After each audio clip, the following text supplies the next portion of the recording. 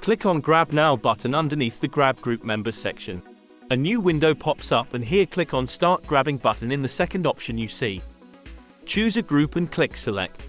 Basically you are going to scrap group numbers of all members in this group. After the file save in your desktop, open it and you will see the numbers of all group members that are in the group. Now go back and proceed to second process. Click on Start Now button under the WhatsApp number filter section and here upload the same Excel sheet that you have just saved into your computer. And as you can see all of the numbers here, and at the right hand side there is delay settings. And I recommend to use the same delay settings as you can see on the screen right now. Click on Start button after that and wait for the process until it reaches the 100%. After it reached 100%, it will now give you an option to save the file. Save the file and open it, and there you can see the validation check report regarding all of the input numbers. It's just amazing, right? Go to our website by clicking the link down below in the description, and scroll through our website and explore what our software is capable of.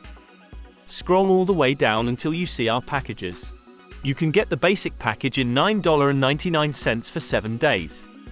Or you can grab the Pro plan in just $49.99 for the lifetime.